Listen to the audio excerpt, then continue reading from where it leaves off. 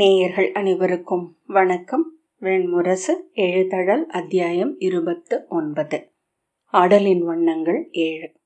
உபப்ளாவியத்தின் முதல் காவலரனை தொலைவில் பார்த்ததுமே பிரதிவிந்தியன் தன் புறவியின் கடிவாளத்தை இழுத்து நிறுத்தினான். இரு முன்கால்களை தூக்கி அரைந்து தலை திருப்பி கனைத்து அது அரைவட்டமாக சுழன்று நிற்க அவனை தொடர்ந்து வந்து கொண்டிருந்த சதாநீகனின் புறவி மேலும் 4-5 அடி வைத்து சுழன்று நின்றது. அவர்களுக்கு பின்னால் எடை மிகுந்த குழம்புகள் மண்ணில் அரைந்துளிக்க வந்து கொண்டிருந்த சுதசோமன் விரைவழிந்து நின்று பெருமூச்சு விட்டு உடல் தளர்ந்து நகரெல்லை தொடங்கிவிட்டது என்றான். பிரதிவிந்தியன் சாலையை பார்த்தபடி, ஆம், 1 நாழிகைக்குள் நகர் வந்துவிடும். மிகச் சிறிய நகர் என்று எண்ணுகின்றேன் என்றான். சதாநீகன், நகர் என்றே இதை சொல்லவியலாதே என்றார்கள். ஓர் எல்லை காவலரன் காலப்போக்கில் ஊர் என்றாகியது. விராடபுரி இதை மச்சர்களுக்கு எதிராக நிலைநிறுத்துகிறது. சுதசோமன் உடலை நெளித்து, ஆனால் இப்போது அங்கு நம் படைகள் இருப்பதனால் அடுமனை பெரிதாகவே இருக்கும். சென்றதுமே அமர்ந்து வயிறு நிறைய உண்ண வேண்டும். நெடும் பொழுது வந்திருக்கிறோம். வழியில் 2 இடங்களில் மட்டுமே சிற்றுணவு. ஓநாய் போல பசிக்கிறது என்றான். அவனை சற்று சலிப்புடன் பார்த்தபின் திரும்பி அப்பால் வந்து கொண்டிருந்த ஸ்ருதகீர்த்தியையும் ஸ்ருதசேனனையும் பார்த்து, பேசிக்கொண்டே வருகிறார்களோ என்றான் பிரதிவிந்தியன். சதாநீகன், ராகவராமனும் லக்ஷ்மணனும் போல அவர்கள் என அவர்களே எண்ணிக்கொள்கிறார்கள் என்றான். அவர்களின் புறவிகள் எழுப்பிய பொடித்திரைக்கு அப்பால் யௌதேயனும் சர்வதனும் நிர்மித்திரனும் வந்தனர். அனைவரும் களைத்திருந்தனர். ஒவ்வொரு உறுப்பும் வெவ்வேறு தரங்களில் கலைப்படுகிறதா என பிரதிவிந்தியன் எண்ணிக்கொண்டான். அவர்கள் ஒவ்வொருவரும் புறவியில் ஒவ்வொரு முறையில் சாய்ந்தும் ஒசிந்தும் அமர்ந்திருந்தனர். அவர்கள் அணுகியதும், சேர்ந்ததான் வர வேண்டுமோ என்றான் பிரதிவிந்தியன். ஸ்ருதகீர்த்தி, நாம் ஒன்றும் பேசாமல் சற்ற நேரம் இருந்தாலே 3 குழுக்களாக ஆகிவிடுகிறோம் என்றான். சுதசோமன், எல்லா குழுக்களிலும் எனக்கு ஒப்புதல் உள்ளது மூத்தவரே என்றான். ஸ்ருதசேனன் மெல்ல, உணவுண்ணும் பொழுதுகளில் என்றான். சதாநீகன் புன்னகைக்க சுதசோமன் திரும்பி நோக்கி முறைத்தான். ஸ்ருதகீர்த்தி, நகர் எல்லை வந்துவிட்டது மூத்தவரே. காவலரனில் 2 மட்டுமே உள்ளனர். அவர்கள் விராட வீரர்கள் என்றான். அவர்களில் ஒருவன் கன்னத்தில் சிறிய மச்சம் ஒன்று எரிந்திருக்குமே என்று சதாநீகன் கேட்டான்.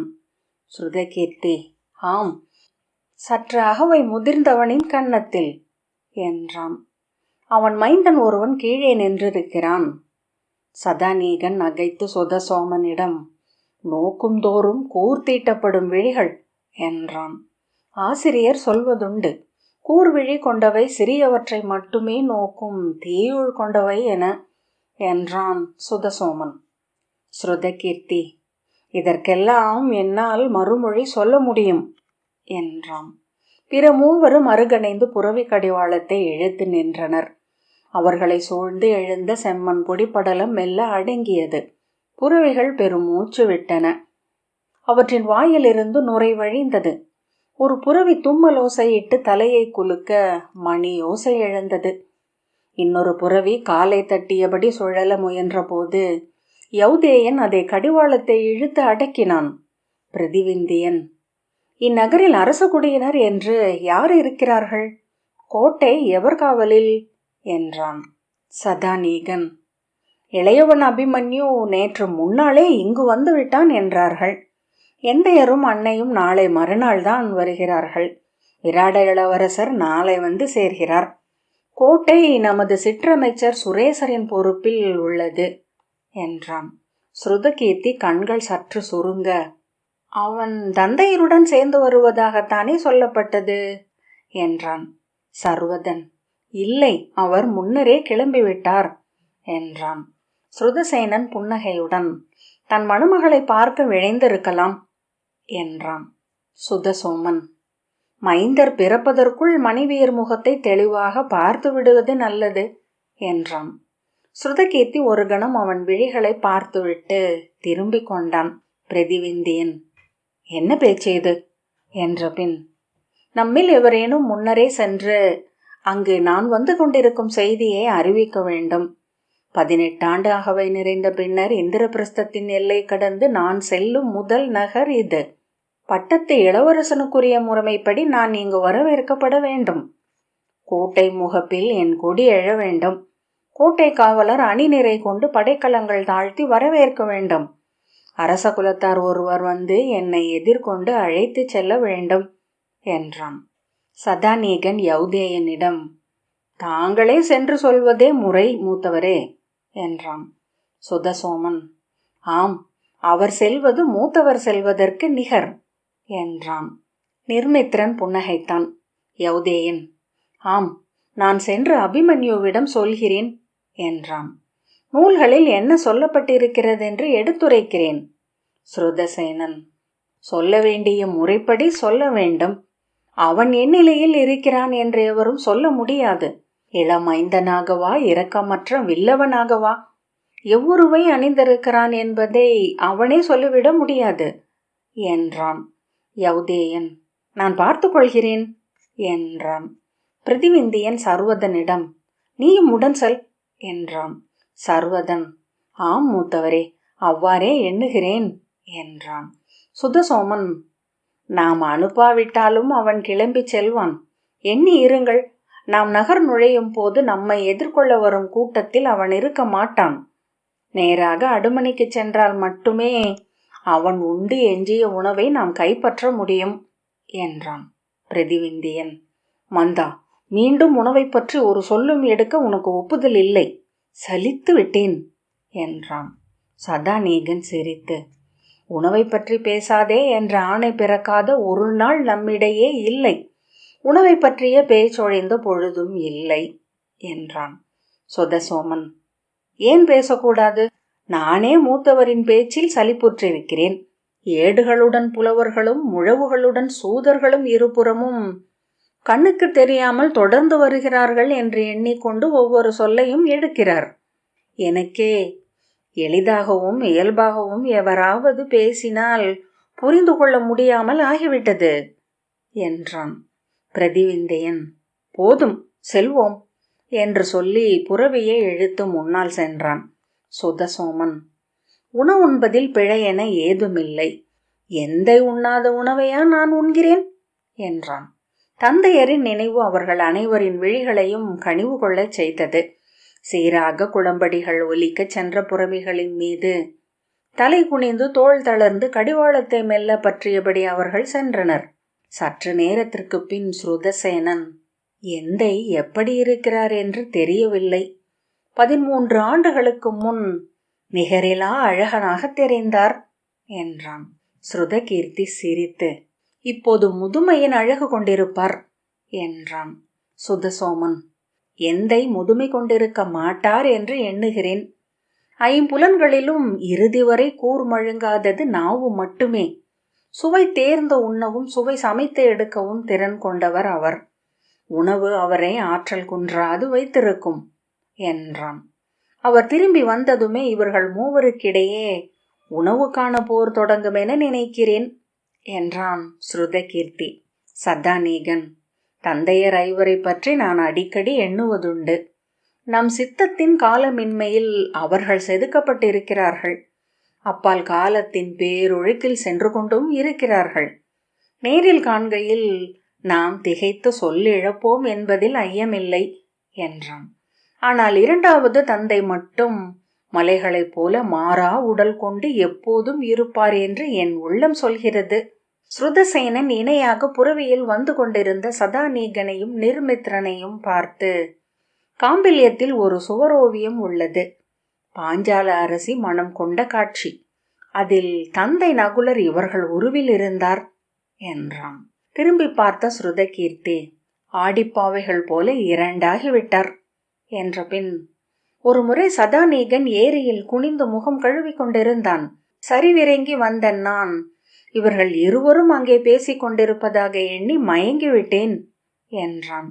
பிரதிவிந்தியன் திரும்பி கடுகடுத்த குரலில், இருவரும் இணைந்து நிற்கலாகாதென்று ஆணையிட்டிருக்கிறேன் அல்லவா, விழிக்கோள் பட்டுவிடப் போகிறது என்றான். பொறுத்தருள்க மூத்தவரே என்றபடி சதாநீகன் விலகி ஸ்ருதசேனனின் அருகே சென்றான்.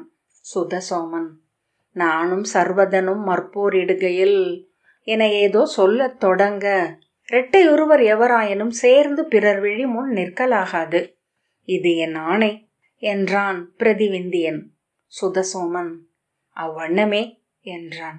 ஏற்கனவே வேண்டிய விழிக்கோள் உள்ளது, இளவரசர்களாகவா வாழ்கிறோம் என்று என முணுமுணுத்தான். இளங்காலை ஒளியில் அவர்களின் நிழல்கள் நீண்டு புறவி குளம்படிகள் படிந்த செம்மண் பரப்பில் நெளிந்து சென்றன. குளம்படி தாளம் அவர்களின் எண்ண ஓட்டங்களை சீரமைத்தது. பிரதிவிந்தியன் பெருமூச்சுடன் கலைந்து, அவர்கள் ஏன் அவனை தெரிவு செய்தார்கள் என்றான். அவன் கூறுவதென்ன என்று பிற அனைவருமே அக்கணமே புரிந்து கொண்டனர். எவரும் மறுமொழி சொல்லவில்லை. இளையவன் நம்மில் உளமுதிர்வும் நிலையமைவும் குறைந்தவன் என்று பிரதிவிந்தியன் மீண்டும் சொன்னான். சுதசோமன், விராட இளவரசியை வென்றவர் இளைய தந்தை அர்ஜுனர். அவருக்கு எப்போதும் இனியவன் சுபத்ரை அன்னையின் மைந்தன் என்றான். ஸ்ருதகீர்த்தி, ஆம், முதன்மை மைந்தன் என அவர் அவனையே எண்ணுகிறார் என நான் எப்போதும் அறிந்திருந்தேன் என்றான். பிரதிவிந்தியன் அவனை திரும்பி பார்த்து, தந்தையரை மதிப்பிடும் உரிமை மைந்தருக்கில்லை என்றான். ஸ்ருதகீர்த்தி உதடுகளை சுழித்து முகம் திருப்பி கொண்டான். அவர் அவனை வெறுக்கவும் செய்கிறார் என்றான் சதாநீகன். ஆம், ஆனால் ஒரு துளி வெறுப்பு இருப்பது நன்று. அது விருப்பை மறு எதிர் என நின்று பல மடங்கென பெருகச் செய்யும் என்றான் ஸ்ருதகீர்த்தி. பிரதிவிந்தியன், அவர் தன் முகத்தையும் தன் மெய்த்தோழரின் முகத்தையும் அவனில் காண்கிறார் என்று அன்னை ஒரு முறை சொன்னார். மயிர்பீலியை திருப்பி இரு வண்ணம் பார்ப்பது போல ஒரு முகம் இருவருடையதாக இருக்கிறது. அதிலிருந்து அவருக்கு மீட்பில்லை என்றான். ஸ்ருதசேனன், ஆம், அத்தனை பேரன்பு கொண்டிருப்பதனாலேயே அவனை நோக்கி புன்னகையுடன் ஒரு சொல் கூட தந்தையால் எடுக்க முடிவதில்லை என்றான். சுதசோமன் நகைத்து, தெய்வங்களை அஞ்சுவது போல மனிதர்கள் அன்பையும் அழகையும் அஞ்சுகிறார்கள் என்றான்.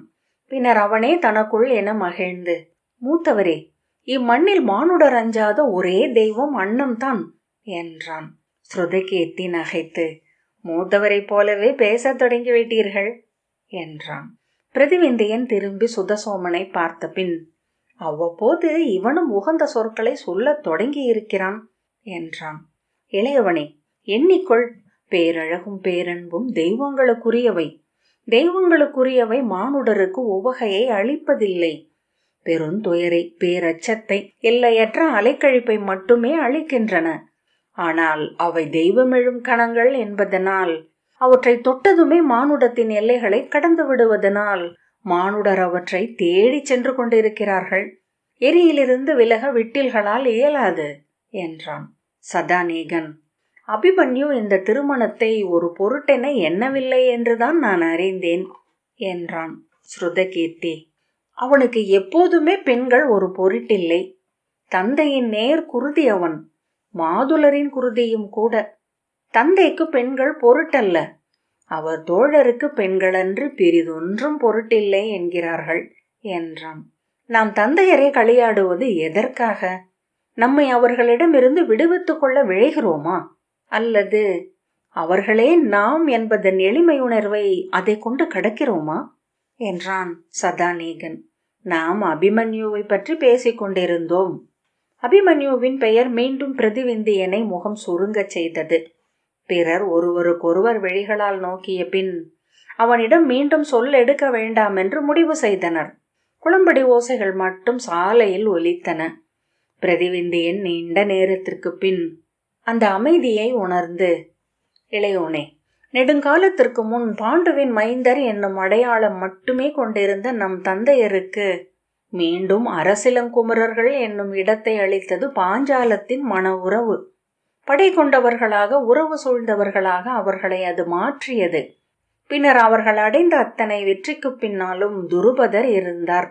இன்று உபபாண்டவர்களில் முதல் மனம் கொள்பவன் அபிமன்யு. துருபதர் இருந்த இடத்தில் இன்றிருப்பவர் விராடர் என்றான். அவன் சொல்ல வருவதென்ன என்பதை அனைவருமே புரிந்து கொண்டனர். அவர்கள் கண்களில் அத்திகைப்பை பார்த்த பின் பிரதிவிந்தியன் சொன்னான்.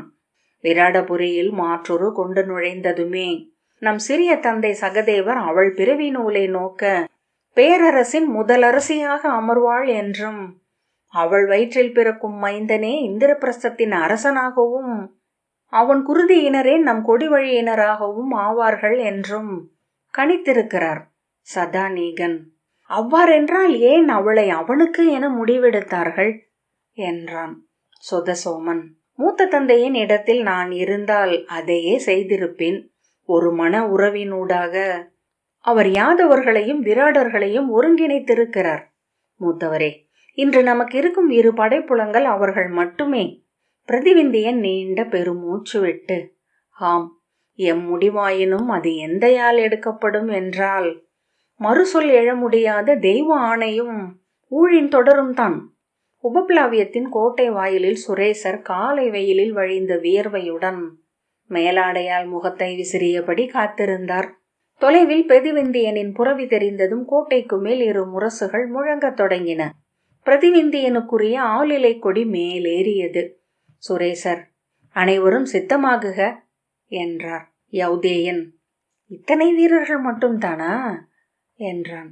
சுரேசர் சலிப்புடன், இக்கோட்டையின் காவலர்கள் அனைவரும் இங்கு வந்துவிட்டார்கள்.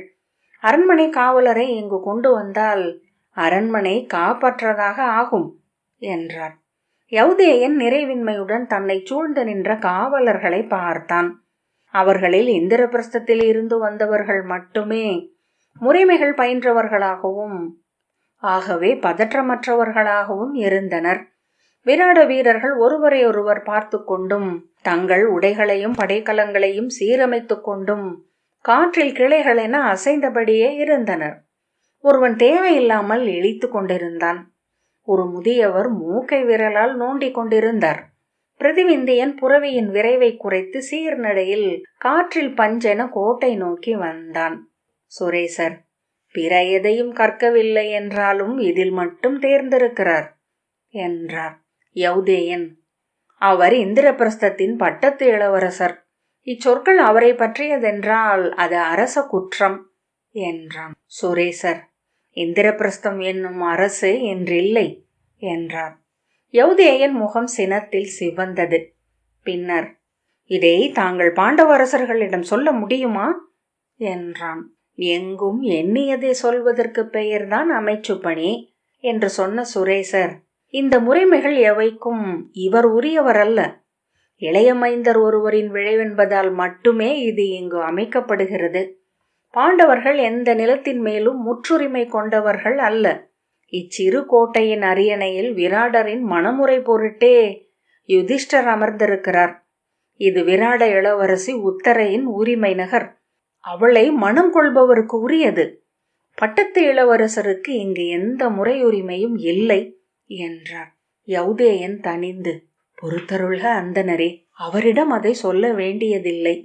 தங்கள் வாயிலிருந்து இச்சொற்களை அவர் கேட்டால் வருந்துவார் என்றான். சுரேசர் மெல்ல தணிந்து புன்னகைத்து, அரண்மனையிலிருந்து இந்த எதிர்வெயிலில் இத்தனை விரைவாக இங்கு வந்தது என்னை சற்று நிலையழிய செய்தது போலும் என்றார். யௌதேயன், முறைமைகளினூடாகவே தன் முதன்மையை அவர் நிறுவிக்கொள்ள வேண்டியிருக்கிறது என்றான். பிரதிவிந்தியன் கோட்டை முகப்பை அடைந்ததும் தலைமை காவலர் 2 முன்னால் சென்று தங்கள் வேல்களை நிலம் தொட தாழ்த்தி தலைவணங்கினர். காவலர் தலைவன், இந்திரபிரஸ்தத்தின் இளவரசருக்கு வணக்கம். உபப்ளாவியம் தங்களை பணிந்து எதிர்கொள்கிறது என்று முகமன் உரைத்தான். சுரேசர் கை கூப்பியபடி அருகணைந்து, வருக இளவரசே, இங்கு நிகழவிருக்கும் மங்களத்திற்கு முதல் எழுகையாக தங்கள் வருகை அமையட்டும் என்றார். பிரதிவிந்தியன் புறவையிலிருந்து இறங்கி கை கூப்பியபடி நடந்து வந்து, மகிழ்கிறேன் அமைச்சரே, இக்கோட்டை சிறிதெனினும் என் நினைவில் என்றும் இருக்கும் என்றான். அவனுக்கு பின்னால் புறவையிலிருந்து இறங்கிய சுதசோமன் சுரேசரிடம், இங்கு குறைவான இடம்தான் இருக்கும் போல் தோன்றுகிறதே, இங்கா இளையவனின் மன நிகழ்வு நிகழப்போகிறது? பெரிய அடுமனை ஒன்றை அமைப்பதற்கு கூட இடமில்லை என்றான். சிறிய அடுமனையிலேயே வேண்டிய அளவு சமைக்க முடியும் என்றார் சுரேசர். சதாநீகனும் ஸ்ருதசேனனும் புறவையிலிருந்து இறங்கி சுரேசரை வணங்கினர். ஸ்ருதகீர்த்தி புறவையில் அமர்ந்தபடி கோட்டையை 2 மருங்கும் விழியோட்டி நோக்கிய பின் சிறிய திருத்தங்கள் வழியாக இதை அழகும் காவலும் கொண்டதாக ஆக்க முடியும். இரு பக்கமும் 4 காவல் மேடைகளை மரத்தால் அமைக்க வேண்டும் என்றான். நெடும் பயணம், எளிப்பாரிய பின் பேசுவோம், வருக என சுரேசர் அவர்களை நகருக்குள் இட்டுச் சென்றார். அப்போதும் உபப்ளாவியத்தின் தெருக்களில் அலங்கார பணிகள் நடந்து கொண்டிருந்தன. பாவட்டாக்களுக்கான மூங்கில்களையும் தோரணங்களுக்கான குடிச்சரடுகளையும் கட்டும் ஏவலர்கள் பணிகளை நிறுத்தி புறவியில் தெருக்களினூடாக சென்ற இளவரசர்களை திரும்பி பார்த்தனர். குடிமக்கள் தங்கள் இல்லங்களின் வாயில்களுக்கு வந்து நின்று வெறுமனே நோக்கினர். வணிகர்கள் விற்பனை கூச்சல்களை நிறுத்தி எஞ்சிய சொற்கள் நிலைத்த முகத்துடன் அவர்களை பார்த்தனர். பிரதிவிந்தியன், இவர்கள் வாழ்த்து கூவ மாட்டார்களா என்றான். சுரேசர், இது சிறு எல்லை ஊர் இளவரசே, இங்கு அரச குலத்தார் வருவதும் தங்குவதும் இல்லை. இவர்களுக்கு அத்தகைய முறைமைகள் எதுவும் தெரியாது என்றார். இங்கு நாம் வந்து 1 மாதமாகிறது. இதற்குள் இம்முறைமைகளை அவர்களுக்கு கற்றுத்தந்திருக்க வேண்டும் அல்லவா என்றான் பிரதிவிந்தியன். சுரேசர், அதற்கு முன் தாங்கள் ஓர் அரசின் குடிகள் என்று அவர்களை கற்பிக்க வேண்டியிருந்தது என்றார்.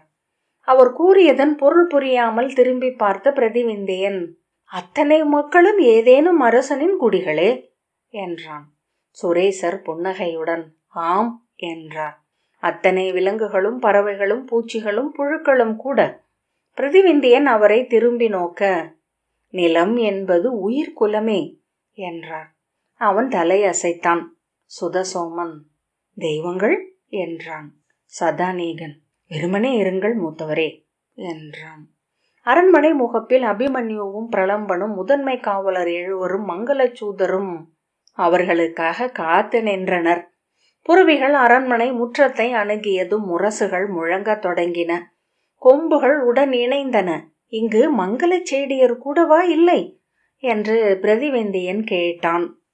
அனைவரையும் இந்திரபிரஸ்தத்திலிருந்து கொண்டு வர வேண்டியிருக்கிறது. நாளையும் நாளை மறுநாளுமாக அவர்கள் வந்து சேர்வார்கள் என்று சுரேசர் சொன்னார். அரச முறைப்படி நாம் எவரையும் அங்கிருந்து கொண்டு வர முடியாது. விராடபுரியிலிருந்து அவர்களை வரச் சொல்வதும் உகந்ததல்ல. யாதவபுரி இன்னமும் நமது தொடர்பில் இல்லை. இந்திரபிரஸ்தத்திலிருந்து ஏவலரையும் சேடியரையும் சூதரையும் பிறர் அறியாமல் கொண்டு வர வேண்டியிருக்கிறது. அதை செவி மடுக்காமல் மிகச் சிறிய அரண்மனை என்றான் பிரதிவிந்தியன். சுதசோமன், அரண்மனை என்ற சொல்லின் எடையை அது தாங்காது. உத்தரங்கள் விரிசலிட்டு விடக்கூடும் என்றான். உள்கோட்டை வளைப்புக்குள் புறவிகள் நுழைந்ததும் அங்கு நின்றிருந்த 4 மங்களச்சூதர்கள் முழவுகளையும் கொம்புகளையும் முழக்கினர். அபிமன்யு வணங்கியபடி அருகணைந்து தலை பணிந்து, மூத்தவரை உபப்ளாவியத்திற்கு வரவேற்கிறேன். இவ்வரண்மனை தங்கள் வருகையால் நிறைவு கொள்க என்றான். பிரதிவிந்தியன் இறங்கி, தந்தையர் நாளை வருகிறார்கள் என்றார்கள் என்றான். ஆம், நாளை மறுநாள் முதல் இங்கு வருகையாளர் பெருகத் தொடங்குவார்கள் என்று அபிமன்யு சொன்னான். சதாநீகன், நீ களம் கண்டு வென்ற செய்தியை இந்திரபிரஸ்தத்தில் சூதர்கள் பாடினார்கள் என்றான். அபிமன்யு, கேட்க ஆவல் கொண்டிருக்கிறேன். ஒவ்வொரு நாளும் நான் அடைந்த வெற்றிகள் பெருகி கொண்டிருக்கின்றன. இன்னும் சில ஆண்டுகளுக்கு பின் நான் வெல்ல பாரத வருஷத்திலேயே மன்னர் எஞ்ச மாட்டார்கள் என்று தோன்றுகிறது என்றான். திரும்பி பிரலம்பனிடம், நான் சொன்னேன் அல்லவா, பாரத வருஷத்தில் போர்களையே சூதர்கள்தான் நிகழ்த்துகிறார்கள் என்றான். பிரதிவிந்தியன், இவர் யார் என்றான். இவர் என் அணுக்கர், ஒற்றரும் கூட என்றான் அபிமன்யு. சதாநீகன், இத்தனை வெளிப்படையாக பகல் வெளிச்சத்தில் வந்து நிற்கும் ஒற்றனை இதற்கு முன் கண்டதில்லை என்றான். அதுதான் இவருடைய தனி சிறப்பே. அவரை ஒற்றர் என்று அறிமுகம் செய்தால் கூட எவரும் நம்புவதில்லை என்று அபிமன்யு சொன்னான். வருக, அரண்மனைக்கு செல்வோம் என்று அழைத்து சென்றான். பிரதிவிந்தியன், நான் சற்று ஓய்வெடுக்க வேண்டும். இங்கு நீராட்டறைகள் உள்ளன அல்லவா என்றான். நீராட்டறைகள், ஏவலர், நறுமண பொருட்கள் அனைத்துமே உள்ளன. குறைவாக, சிறிதாக என்று அபிமன்யு சொன்னான். அவர்கள் உள்ளே நடக்கையில் ஸ்ருதகீர்த்தி அபிமன்யுவிடம், நீ தந்தையை கண்டாயா என்றான்.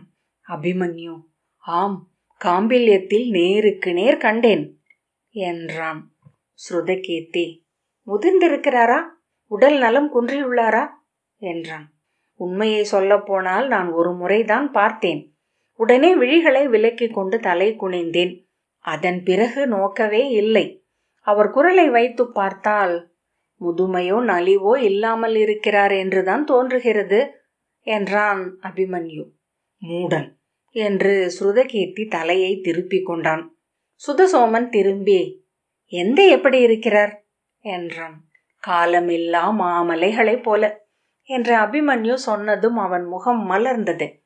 சதாநீகனும் ஸ்ருதசேனனும் அபிமன்யுவை சூழ்ந்து கொண்டு, எந்தையரை பார்த்தீர்களா? என்ன சொன்னார்கள்? உளம் நைந்துள்ளனரா என்றனர். அனைவரும் நலமாக இருக்கிறார்கள். சொல்ல போனால் அவர்களின் இளமை தோற்றத்தை ஓரிரு கணங்களுக்கு பின் மறந்து விடுவோம். என்றுமே இவ்வாறே நம்முன் இருந்தார்கள் என்று என்ன தலைப்படுவோம் என்றான் அபிமன்யு. ஏன் என்றான் நிர்மித்ரன். இங்கிருந்து அவர்கள் சென்றபோது இல்லாத ஒன்று இப்போது அவர்களிடம் இருக்கிறது. கூர்கொள்கையில் வானிலும் சுடர் ஏறுகையில் அகலிலும் அவற்றுக்குரிய தெய்வங்கள் குடியேறுகின்றன என்றான் அபிமன்யு. நீண்ட பயணம் என்று யௌதேயன் சொன்னான். 13 ஆண்டுகள் காணுரை வாழ்வென்பது எவரையும் அழிக்கும். அழிக்கப்படாதவர்கள் மறுபிறப்பெடுத்தவர்கள். சுதசோமன், எந்தை நம்மிடம் முழுமையாக மீளமாட்டார் என்று தோன்றுகிறது என்றான். நான் விந்தையான ஓர் உணர்வை அடைந்தேன் என்று பிரலம்பன் சொன்னான். அவர்கள் திரும்பி நோக்க, பாண்டவ மூத்தவர்கள் எங்கிருந்து செல்லும் போதிருந்த உருவில் நீங்கள் எஞ்சுகிறீர்கள். பட்டத்து இளவரசர் பிரதிவிந்தியரும் யௌதேயரும் அரசர் யுதிஷ்டரை போன்று இருக்கிறார்கள். சுதசோமரும் சர்வதரும் இளைய பீமசேனரை போல, இளவரசர் அபிமன்யுவும் ஸ்ருதகீர்த்தியும் அர்ஜுனரை போல, நிர்மித்தரும் சதாநீகரும் நகுலரை போல், ஸ்ருதசேனர் சகதேவரின் உருவம்.